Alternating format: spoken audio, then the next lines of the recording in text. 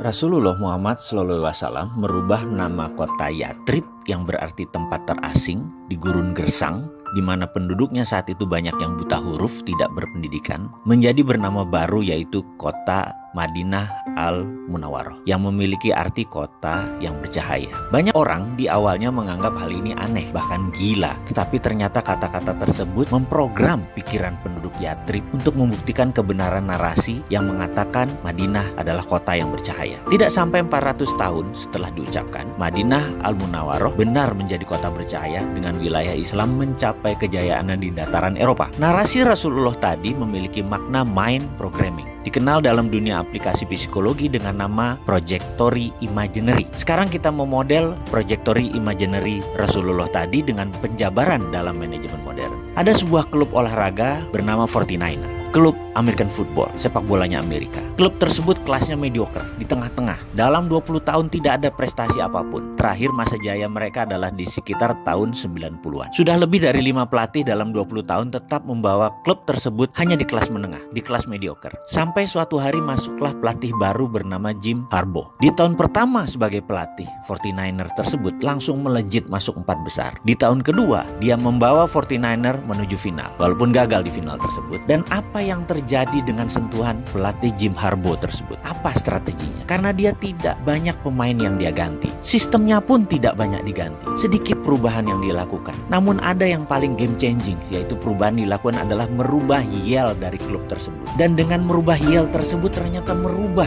perilaku tim 49er tersebut. Sama dengan penduduk Yatrib, kota buangan, yang diubah namanya menjadi Madinah, kota bercahaya. Penduduknya langsung berubah. Kembali ke Jim. Jim merubah kalimat mind programming, projected imaginary tadi, yaitu dengan mengatakan kalimat yel-yelnya begini. Dia akan meneriakkan kata-kata who's got better than us, atau terjemahan bebasnya siapa yang lebih baik dari kita. Maka seluruh tim, bahkan penonton mengatakan nobody. Jadi who's got better than us? Nobody. Kalimat itu menyihir pemain dan penonton. Klub itu naik pamornya dari klub papan tengah menjadi klub papan atas hanya mengganti yel-yel. Jadi secara singkat, saat ini kita sedang mendiskusikan kekuatan pikiran dan kekuatan kata-kata.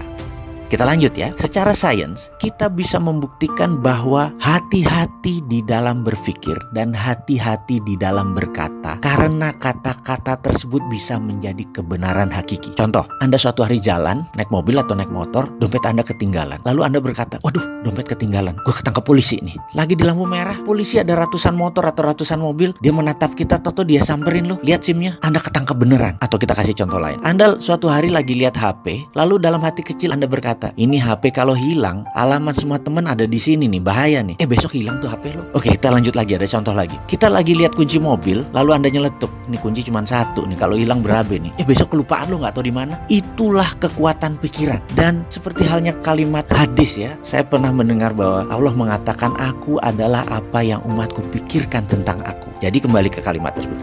Hati-hati di dalam berpikir dan hati-hati di dalam berkata-kata. Kembali lagi, sehubungan dengan berpikir dan berkata-kata, maka ada baiknya kita sekarang ke depan akan melakukan hal yang revolusioner untuk bangsa Indonesia, yaitu kita mengubah nyanyian nasional anthem kita, lagu kebangsaan Indonesia Raya. Kita ubah. Apa yang kita ubah? Kita tahu bahwa maestro pencipta Indonesia Raya, Wage Rudolf Supratman, menciptakan Indonesia Raya itu dengan 3 stansa. Menurut saya, stansa pertama adalah stansa di mana periode 1928 sampai 1945 sebelum kemerdekaan. Maka setelah kemerdekaan harusnya kita menyanyikan stansa kedua. Kita ingat kata-katanya ya. Stansa pertama, Indonesia tanah airku, tanah tumpah darahku.